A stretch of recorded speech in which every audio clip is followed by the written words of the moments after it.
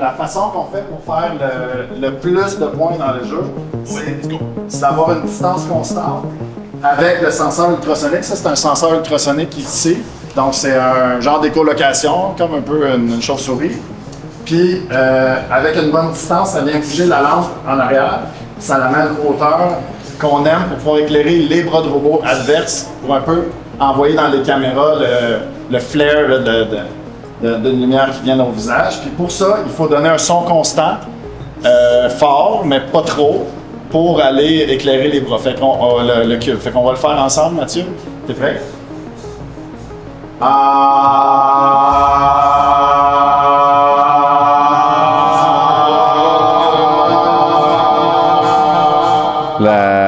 À l'origine, c'est une commande. Donc, c'est Julie Fournier-Lévesque qui a appelé via l'organisme Courant culturel pour donner un mandat d'investir le cube, donc la galerie sans mur. Puis nous, quand il est arrivé le projet, il y avait la commande. Moi, j'habite à Gaspé. Fait que l'intérêt, c'était d'avoir une collaboration avec un artiste de Rocher-Percé et surtout d'avoir ma folie sur le territoire de Rocher-Percé. Donc, c'est ça, la genèse du projet.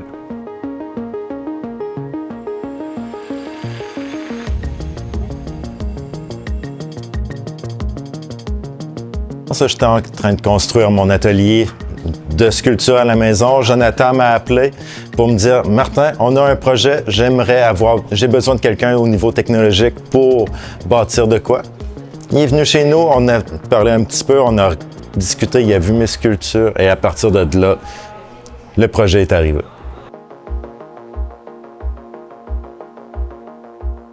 Le projet Dualité, à la base, c'était d'habiter la galerie sans mur de Courant culturel. On a eu carte blanche sur l'idée. Donc, Dualité est née de ça. On voulait parler des conflits interpersonnels, de la dualité, justement, en deux points de vue des gens. Donc, on a élaboré autour de ça pour créer la scène avec les deux robots, avec le décor qui était interactif. Justement, les deux équipes aussi qui venaient qu'à parler ensemble.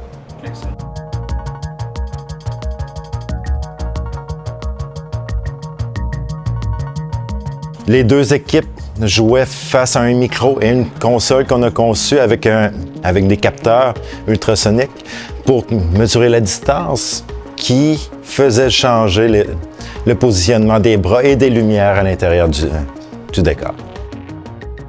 Le projet, ça fait depuis avant le temps des fêtes qu'on le fait. Donc, avant le temps des fêtes, ça fait 6 mois qu'on fait le projet activement. Presque tous les week-ends, ils ont été consacrés, des moments dans les soirs de semaine aussi. Du côté de Martin, c'est un petit peu plus long à cause qu'il y a beaucoup de programmation puis de code. Puis la robotique, c'est beaucoup plus complexe que ce que moi je me suis donné comme mission. Là. Mais ça fait 6 mois qu'on travaille sur le projet.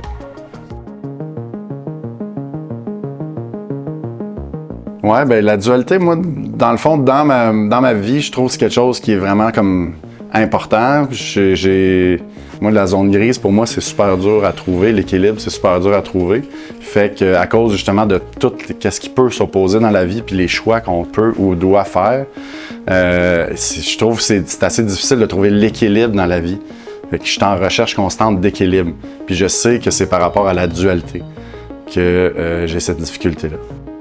Fait que c'est par rapport à une difficulté personnelle que moi, ça me stimule de cette façon-là, mais je sais que Martin, lui, ça le stimule sur d'autres niveaux.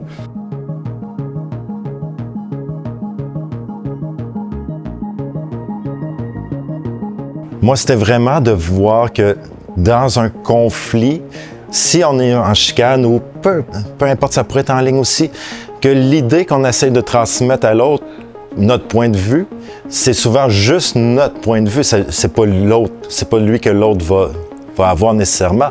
Donc, c'est l'échange entre les deux personnes, puis voir que dans cet échange-là, il y a beaucoup de nos valeurs qu'on essaie de projeter à l'autre, puis c'est pas tout le temps ça qui va faire que ça va marcher. Donc, notre reflet nous revient, puis la chicane vient souvent de là. La même chose durant les réseaux sociaux. Si on a un discours, on va se tenir avec des gens qui vont penser comme nous. Donc, on va être polarisé dans ce sens-là.